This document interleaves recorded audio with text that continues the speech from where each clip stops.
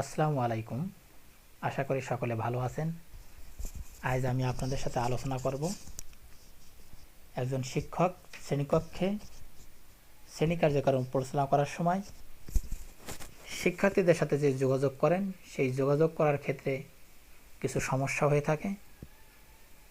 যদি সেই সমস্যাগুলো শিক্ষক ভালোভাবে সমাধান করে তার শ্রেণী কার্যক্রম পরিচালনা করতে পারে, তাহলে তার পাঠের শিক্ষণফল ভালোভাবে অর্জিত হয়। তা আজকের বিষয় মধ্যে খণ্ড খণ্ড যে অংশগুলো থাকবে আলোচনার মধ্যে আসবে। শ্রেণীকক্ষের যোগাযোগ, যোগাযোগ কী, যোগাযোগ কীভাবে ঘটে, শ্রেণীকক্ষের যোগাযোগ কৌশল, প্রশ্নকরণ কৌশল, প্রশ্নের ধরনসমূহ, শ্রেণীকক্ষে প্রশ্ন করার পরিকল্পনা, ছোট ও বড় শ্রেণীকক্ষে শ্রেণী পরিচালনা কৌশল, শ্রেণীকক্ষে শিশুদের জন্য অনুসরণীয় চার্ট।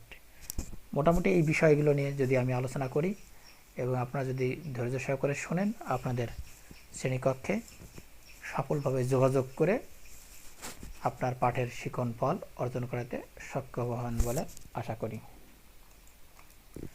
আমি আছি আপনাদের সাথে মোহাম্মদ কামরুজ্জামান, সুপারিনটেনডেন্ট, পিটিআই, মুন্সিগঞ্জ। শ্রেণীকক্ষের যোগাযোগ। আমরা প্রতিক্ষণ একে অপরের সাথে যোগাযোগ করি। যোগাযোগের মাধ্যমে আমরা আমাদের চিন্তা, ভাবনা, অনুভূতি অন্যদের সাথে বিনিময় করি। প্রাত্যহিক জীবনের বাইরে শ্রেণীকক্ষের শিখন শেখানো কার্যক্রম পরিচালনা ও শ্রেণী ব্যবস্থাপনার ক্ষেত্রেও যোগাযোগ কৌশল একটি গুরুত্বপূর্ণ ব্যাপার। শ্রেণীকক্ষে যোগাযোগকারীর ভূমিকায় থাকে শিক্ষক ও শিক্ষার্থী। এই দুই বিষয়ের দুইজনের মধ্যে যোগাযোগটা ফলপ্রসূ করতে হবে। এখন প্রশ্ন হলো, যোগাযোগ কি?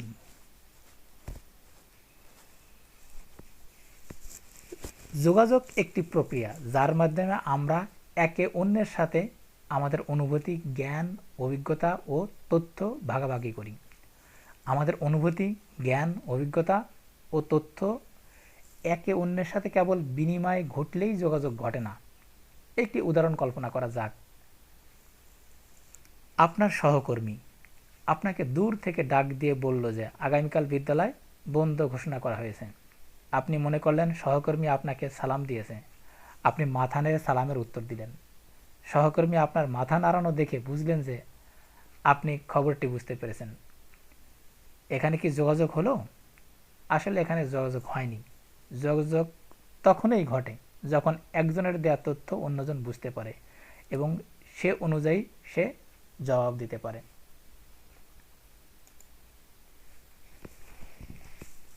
যোগাযোগ কিভাবে ঘটে? যোগাযোগের জন্য অন্তত দুটি পক্ষ দরকার হয়। আমরা সাধারণভাবে মনে করি ভাষার বলা ও লেখার মাধ্যমেই যোগাযোগ ঘটে।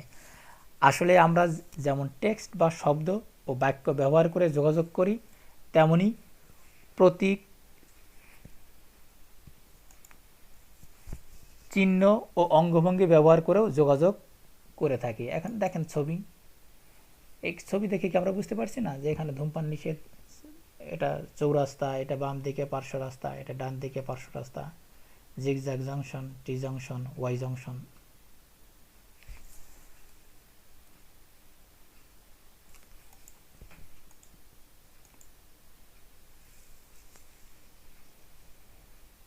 এবার আসা যাক শ্রেণীকক্ষে যোগাযোগ কৌশলের মাধ্যম, কোন কোন মাধ্যমে যোগাযোগ হয়ে থাকে।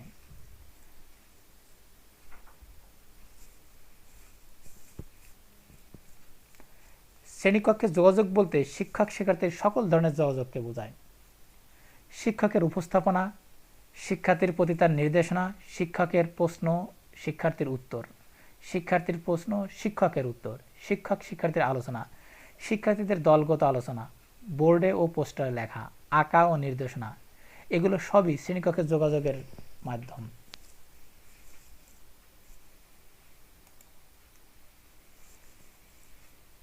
শ্রেণীকক্ষে যোগাযোগের কৌশলসমূহ।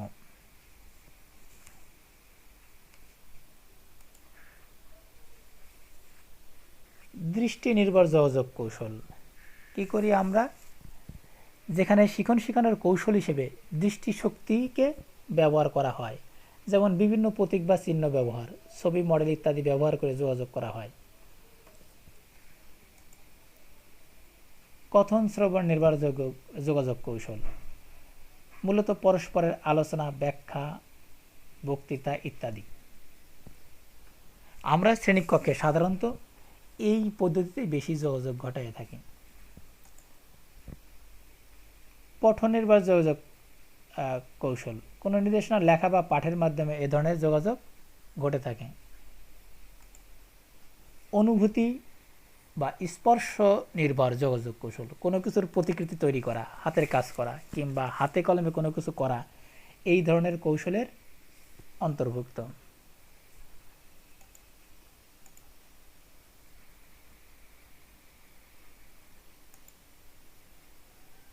শ্রেণীকক্ষে বাচনিক যোগাযোগ কৌশল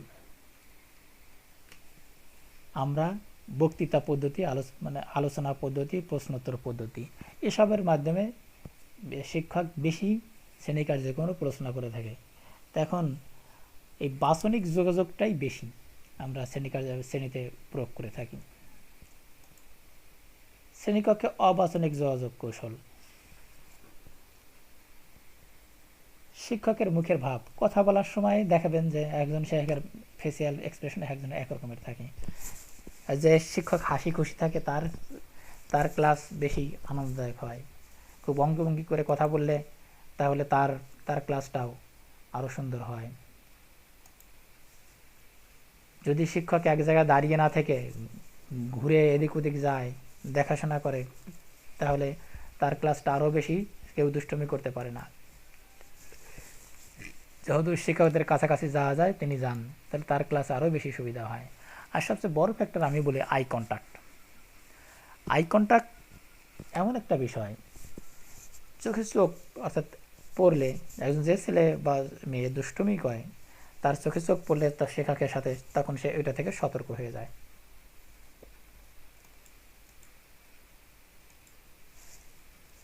শ্রেণীকক্ষে যোগাযোগের ক্ষেত্রে বাধা বা চ্যালেঞ্জ সমূহ, এটা বড় ফ্যাক্টর। এই চ্যালেঞ্জ যদি আমরা মোকাবেলা করতে পারি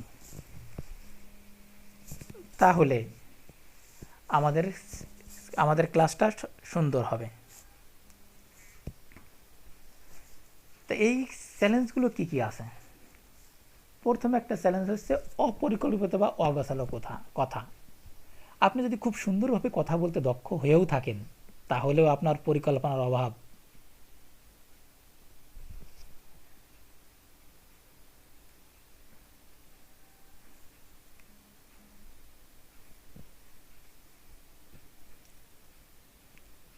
অপরিকল্পিত বা অগোছালো কথা। আপনি যদি খুব সুন্দরভাবে কথা বলতে দক্ষ হয়েও থাকেন, তাহলেও আপনার পরিকল্পনার অভাবে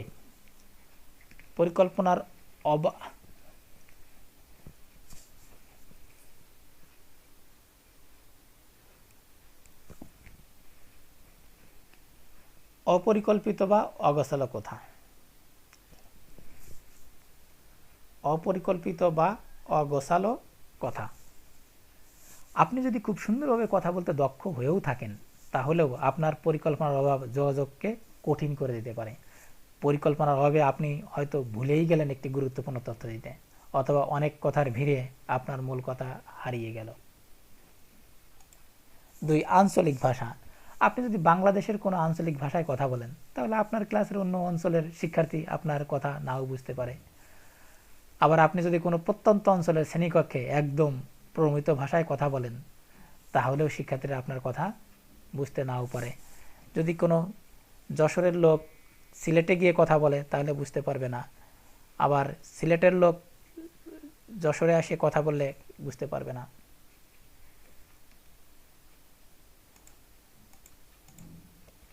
শব্দ ভাণ্ডারে অপ্রয়োজনীয় শব্দের অভাব। অনেক সময় অল্প বয়সের শিক্ষার্থীরা তাদের মাতৃভাষারও অনেক শব্দের অর্থ জানে না, সেক্ষেত্রে যোগাযোগ সমস্যা হয়। ভৌত পরিবেশ, এটি যোগাযোগের ক্ষেত্রে বড় একটি প্রতিবন্ধকতা।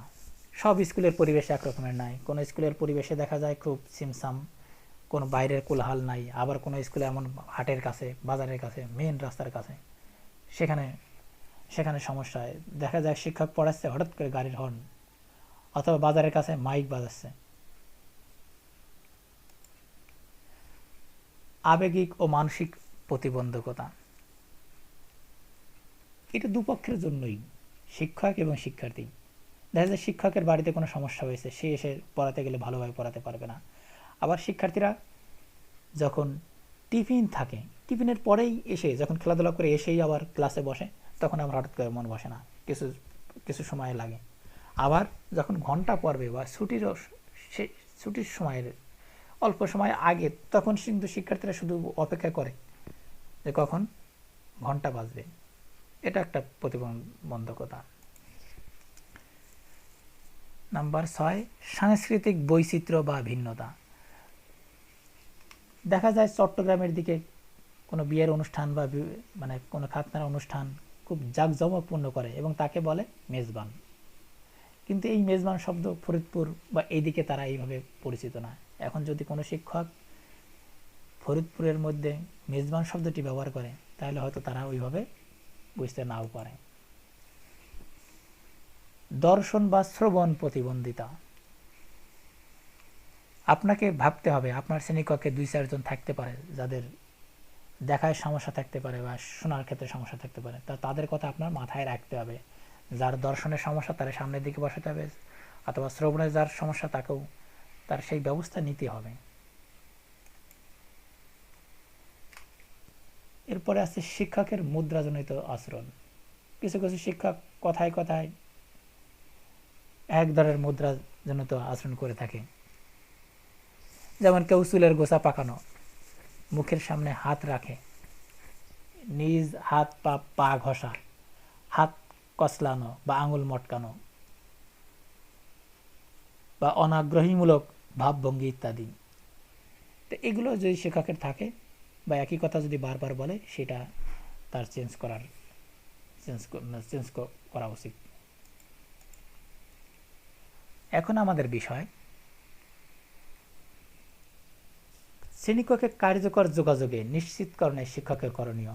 এই বাধাগুলো ছিল, এই বাধাগুলো আপনি এখন কিভাবে আপনি অতিক্রম করতে পারেন। আপনি যদি সফলভাবে অতিক্রম করতে পারেন, তাহলে আপনি সফল শিক্ষক হতে পারবেন। তো প্রথমে আপনার পরিকল্পনা করা লাগবে। পরিকল্পনা একটা পাঠ পরিকল্পনা আপনার যদি ফুলভাবে করতে পারেন, সব কিছু লিখে কী ধরনের প্রশ্ন করবেন, কী ধরনের উত্তর আসতে পারে, তাহলে ভালো। তো সময়ের অভাবে করা খুব কঠিন ব্যাপার হয়। তাহলে মূল কি পয়েন্টগুলো আপনার লেখা থাকতে হবে, কার পরে কী করবেন। তা না হলে আপনার ক্লাসে গিয়ে আপনি যখন ভুলে যাবেন, বের হওয়ার পর মনে হয় আমি তো এইগুলো কথা বলার উচিত ছিল। মনোযোগ আকর্ষণ।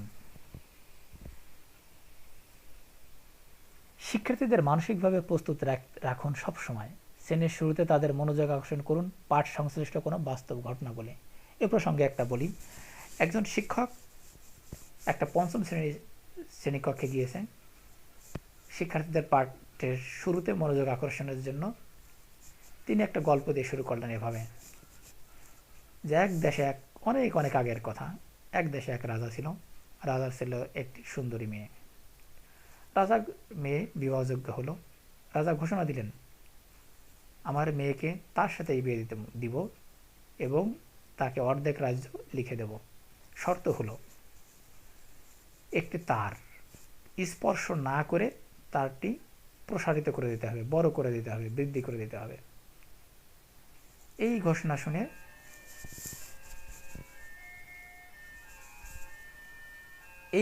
শুনে বিভিন্ন ছেলেরা আসলো।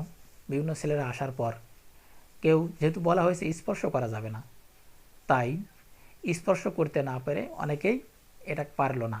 কিন্তু শেষে এক কৃষকের ছেলে এই কাজটা করতে পারলো। কিভাবে? কৃষকের ছেলে আগুন জ্বালালো, নিচে কাঠ দিয়ে আগুন জ্বালিয়ে দেওয়ার পর এই আগুনের তাপে এই তারটা আস্তে আস্তে ঝুলে গেল, প্রসারিত হয়ে গেল। তখন রাজা খুশি হলো। তখন রাজা তার মেয়েকে ওই কৃষকের ছেলের সাথে বিয়ে দিল এবং অর্ধেক রাজ্য লিখে দিল। দেওয়ার পর তারা সুখে শান্তিতে সংসার করতে শুরু করলো। তারপর শিক্ষক বলল, আসো আজ আমরা পাঠদান করব কঠিন পদার্থ তাপ দিলে প্রসারিত হয়।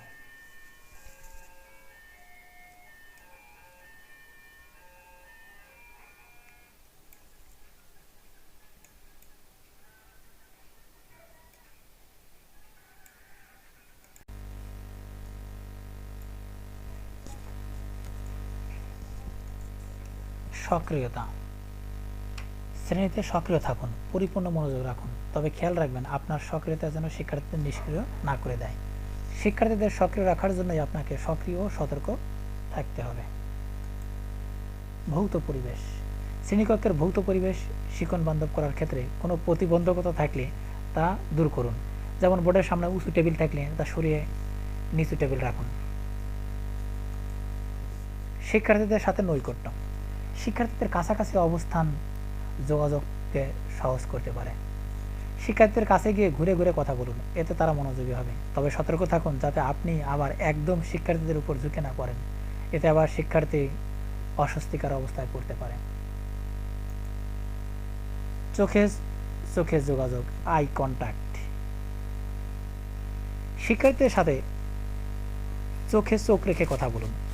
প্রয়োজনে চোখে চোখে যোগাযোগের মাধ্যমে তাদের আচরণ নিয়ন্ত্রণের চেষ্টা করুন।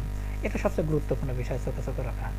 যেহেতু কোনো দুষ্টু শিক্ষার্থী থাকলেই তার সাথে চোখে চোখ পড়লে সে তখন তার দুষ্টুমি বন্ধ করে দেবে। সহজ ভাষা। শিক্ষার্থীদের সাথে আপনাকে সহজ ভাষায় কথা বলতে হবে। গুরু গম্ভীর ভাষায় কথা বললে তারা বুঝতে পারবে না।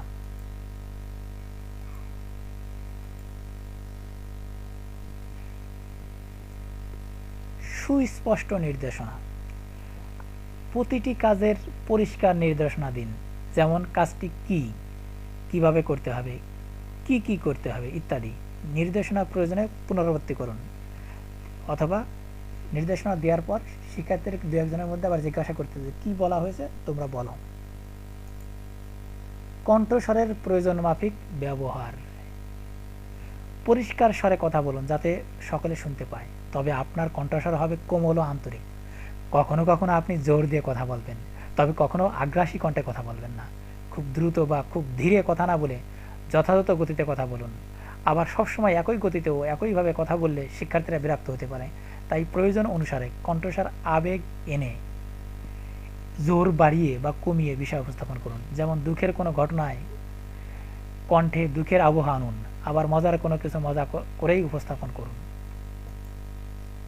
অঙ্গভঙ্গি। কথা ও লেখার সাথে অঙ্গভঙ্গি গুরুত্বপূর্ণ। আপনার চলাচল, হাত পা নাড়ানো, মুখের এক্সপ্রেশন বা প্রকাশভঙ্গি বক্তব্যের ভাবার্থ অনুযায়ী হওয়া দরকার। ধরুন আপনি পড়াচ্ছেন একটি রাসায়নিক কারখানার বর্জ্য পাশের খালের পানিকে দুর্গন্ধময় ও কালো করে ফেলেছে। আপনি কি হাসি হাসি মুখে এটি বলবেন, না নাক মুখ ও ভ্রু কুঁচকে এটিকে অস্বস্তিকর হিসেবে তুলে ধরবেন? অবশ্যই এটাকে আপনি অস্বস্তিকর হিসেবে তুলে ধরবেন। শিক্ষার্থীদের প্রতিবন্ধিতা বিবেচনা। আপনাকে ধরে নিতে হবে যে সকল শিশু একরকমের না, কিছু শিক্ষার্থী প্রতিবন্ধী থাকতে পারে। তো তাদের দিকে খেয়াল রেখে আপনাকে পাঠ দিতে হবে। যদি কেউ দৃষ্টিবন্ধী থাকে তাহলে তার, যদি শ্রবণ প্রতিবন্ধী থাকে তাকে সেইভাবে খেয়াল রাখতে হবে। শিক্ষার্থীদের কথা শোনা। আমরা অনেক ক্ষেত্রে শিক্ষার্থীদের কথা শুনতে চাই না, অল্প একটু বলা প্রায় বসো বসো, তাকে কথা বলার সুযোগ দিতে হবে। গুরুত্বপূর্ণ টার্মের উপর জোর দেওয়া। হয়তো একটা আপনি ক্লাস নিচ্ছেন, তার মধ্যে গুরুত্বপূর্ণ টার্ম থাকতে পারে, তার উপর আপনি একবার দুইবার তিনবার করে জোর দিয়ে কথা বলবেন, তাহলে ওই অংশটুকু শিক্ষার্থীরা বুঝবে এটা বেশি গুরুত্বপূর্ণ, তারা ওইটুকু ভালো করে শিখবে। আনন্দময় পরিবেশ সৃষ্টি। যে কোনো পরিবেশ যদি আনন্দময় থাকে সময় কিভাবে চলে যায় শিক্ষার্থীরা বুঝতে পারে না। তো এর জন্য আপনি অনেক কিছু কিছু পাঠ আছে যেটা আপনি রোল প্লে করে করাতে পারেন, বা কৌতুকের মাধ্যমে, মজার কোনো অভিজ্ঞতা বলার মাধ্যমে বা গল্প বলার মাধ্যমে আপনি মানে আনন্দময় পরিবেশ সৃষ্টি করতে পারবেন। যেমন আমি একটা রাখাল বালকের বিয়ের গল্পের উদাহরণ দিলাম। প্রশ্নকরণ কৌশল। শ্রেণীকক্ষে যোগাযোগের একটা বড় উপায় হলো প্রশ্ন করা। প্রশ্ন করার মাধ্যমে শিক্ষার্থীদের ভাবনার উদয়, জানার আগ্রহ সৃষ্টি এবং বিষয়বস্তু উপস্থাপনের পটভূমি তৈরি হয়। এর মাধ্যমে শিক্ষণ শেখানো কাজকে এগিয়ে নেওয়ার পাশাপাশি শিক্ষার্থীদের জটিল চিন্তন দক্ষতা ও অনুসন্ধানী মানসিকতা বাড়াতে ব্যবহার করা যায়। কাজেই প্রশ্ন শিখন শেখানো কাজে মূল ভূমিকা পালন করতে পারে। অর্থাৎ প্রশ্ন যে যত দক্ষতার সাথে করতে পারে, দেখবেন মুন্নি সাহা আরও কিছু সাংবাদিক আছেন, তারা যেভাবে প্রশ্ন করে তথ্যটা বের করে নিয়ে চলে আসেন। এখন প্রশ্ন করা, আমাদের শ্রেণীকক্ষে প্রশ্ন করার উদ্দেশ্যটা কি? প্রশ্ন করার উদ্দেশ্য প্রথম হচ্ছে কি, মনোযোগ সৃষ্টি করা। শিক্ষার্থীদের যেন আপনি ধরে রাখতে পারেন ক্লাসে, জটিল চিন্তন দক্ষতা বাড়াতে। শিক্ষক ঠিকমতো প্রশ্ন করলে শিক্ষার্থীরা কোনো একটি বিষয় সম্পর্কে বিশ্লেষণমূলক চিন্তা করতে ও অনুসন্ধান করতে আগ্রহী হয়। এক পর্যায়ে শ্রেণীকক্ষের বাইরেও একইভাবে চিন্তা ও অনুসন্ধান করতে অভ্যস্ত হয়ে যায়। ফলে শিক্ষার্থী নিজে নিজে কোনো বিষয় সম্পর্কে শিখে যায়। শুধু ক্লাসে না, সে বাইরেও চিন্তা করার শক্তি পেয়ে যাবে। পূর্বজ্ঞান যাচাই।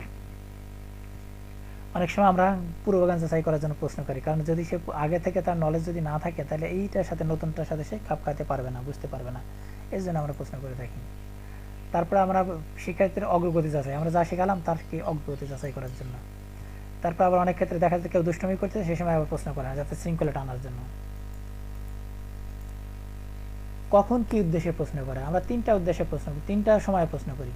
এক, ক্লাসের শুরুতে শিক্ষার্থীকে শিখন শেখানোর কাজে অংশগ্রহণ করতে উৎসাহিত করার জন্য, বিষয় সম্পর্কে শিক্ষার্থীর পূর্বজ্ঞান যাচাই করার জন্য, বিষয় সম্পর্কে শিক্ষার্থীর এ পর্যন্ত অর্জিত জ্ঞান যাচাই করার জন্য। দুই হলো কি, আপনার পাঠ চলাকালীন কিছু প্রশ্ন করি, যে পরবর্তী বিষয়ে যাওয়ার আগে পূর্ববর্তী বিষয়ে শিক্ষার্থীর শিখন সম্পর্কে নিশ্চিত হতে, কি শিখছে, শিক্ষার্থীরা কাজের নির্দেশনা বুঝতে পেরেছে কিনা তা নিশ্চিত করার জন্য আবার প্রশ্ন করা হয়। যেমন আগে বললাম যে আবার দু একজন স্টুডেন্ট জিজ্ঞাসা করতে পারে তারা কি নির্দেশনা দিয়েছে। শিক্ষার্থীর শিখন গাইড করতেন, শিখনটাকে লেভেল নিয়ে আসা, হয়তো এলোমেলো চলে যেতে পারে, তখন গাইড করার জন্য আপনাকে আবার কিছু প্রশ্ন করে ট্র্যাকে রাখা। শিক্ষার্থীর মতামতকে পরিষ্কার ও শক্তিশালী করার জন্য, দৃঢ় করার জন্য। সে একটা জিনিস বলছে কিন্তু সেটাকে আরও শক্তিশালী করার জন্য, যে কনফার্ম যে না ঠিকই বলেছে। পাঠের শেষ অংশে, যে পাঠের শিখন অভিজ্ঞতার সংশ্লেষ ও সার সংক্ষেপ করার জন্য আমরা কিছু প্রশ্ন করি, যে কয়েকজন শিক্ষার্থীর মাধ্যমে প্রশ্ন করে আমি দেখে সার সংক্ষেপে নিয়ে তারা শিখতে পারছে কিনা। শিক্ষার্থীর শিক্ষণকে মূল্যায়ন করতে ও শিখিয়ে দেয়, যারা পারে তাদের শিখিয়ে দেওয়ার জন্য, যারা পারে নাই তাদেরকে উৎসাহিত করার জন্য, আরও একটু ভালো করে করার জন্য। শিক্ষার্থীর শিক্ষণকে শিখিয়ে দিতে ও তাদের আত্মবিশ্বাস বাড়াতে।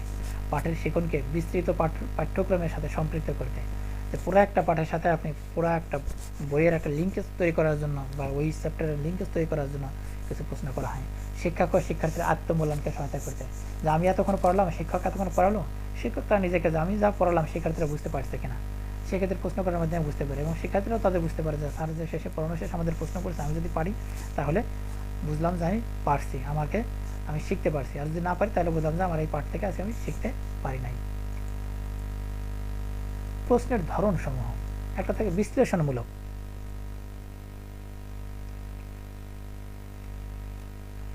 এর দ্বারা কোনো ধারণা, প্রতীক বা টার্ম সম্পর্কে শিক্ষার্থীর অনুধাবন যাচাই করা যায়। যেমন কি পানি চক্রকে যদি সম্পর্কে কি এটা যদি বলা যায়, প্রশ্ন করা যায়, তাহলে একটা সে বিশ্লেষণ করতে পারবে। পর্যবেক্ষণ লব্ধ তথ্যভিত্তিক, এটা হচ্ছে এ ধরনের প্রশ্নের উত্তর আমাদের ইন্দ্রিয় দ্বারা পর্যবেক্ষণকৃত প্রমাণের উপর নির্ভর করে। যেমন এক টুকরো বরফকে রোদে রেখে দিলে বরফের তাপমাত্রা বাড়বে কি, এ ধরনের প্রশ্ন হলো পর্যবেক্ষণ, সে দেখবে, দেখে তারপরে কি অবস্থা দাঁড়ায়। এরপর আছে মূল্যবোধ সম্পর্কিত।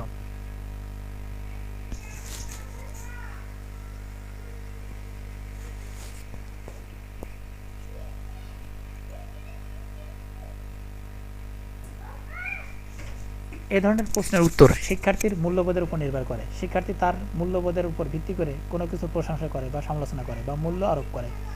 যেমন শিক্ষার্থীকে জিজ্ঞাসা করা হয় যে কীটনাশক পরিবেশ দূষণ করে, অতএব এটি কি বন্ধ করা উচিত। এ ধরনের প্রশ্ন করলে দেখা যায় শিক্ষার্থী বলতে পারে যে কীটনাশক ব্যবহার করা ঠিক নয়, কিন্তু কীটনাশক ব্যবহার না করলে ফসল উৎপাদন করাও অনেক ক্ষেত্রে কঠিন হয়ে যায়, তখন ফসলের দাম বৃদ্ধি পেয়ে যাবে। একটা হচ্ছে যে ট্যাক্সোনমির ভিত্তিতে প্রশ্ন, যে এখানে কয় প্রকার, 6 প্রকার, যে জ্ঞানমূলক, অনুধাবনমূলক, প্রয়োগ, বিশ্লেষণ, মূল্যায়ন ও সংশ্লেষণ। জ্ঞানমূলক হচ্ছে যে মুখস্থ ভিত্তিক, যে এখানে মুখস্থ ভিত্তিক প্রশ্ন, সেটা হচ্ছে জ্ঞানমূলক। আর অনুধাবন মানে কি, সে বুঝতে পেরেছে কিনা, মানে ব্যাখ্যা করা।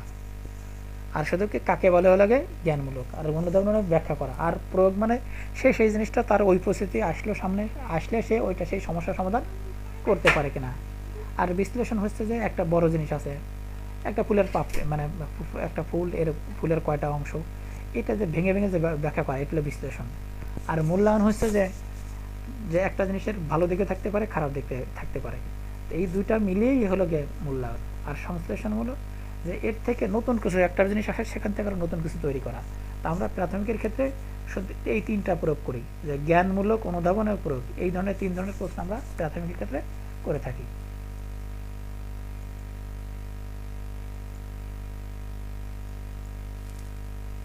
শ্রেণীকক্ষে প্রশ্ন করার পরিকল্পনা, আপনি যদি আগে থেকে প্ল্যান করে না কাজ করেন, কোনোভাবেই সফলভাবে কাজ করতে পারবেন না। তা আগে থেকে আপনার কী কী ধরনের প্রশ্ন করবেন, কী ধরনের মূল প্রশ্ন, সেগুলো আপনি প্রস্তুত করে রাখতে হবে। প্রশ্নগুলোর মধ্যে উচ্চতর দক্ষতা এবং নিম্ন স্তরের দক্ষতা উভয় ধরনের প্রশ্ন রাখুন, কারণ কিছু স্টুডেন্টের আইকিউ আছে ভালো, কিছু স্টুডেন্ট মাঝারি, কিছু স্টুডেন্ট দুর্বল। তাহলে তাদের মাথা কথা চিন্তা রেখেই আপনাকে প্রশ্ন তৈরি করতে হবে। পাঠকে এগিয়ে নিয়ে যাওয়ার জন্য প্রশ্নগুলো এমনভাবে সাজান যাতে তার ধারাবাহিকতা শিক্ষার্থীর কাছে যৌক্তিক মনে হয়, যে সিরিয়ালের জন্য পরপর থাকে।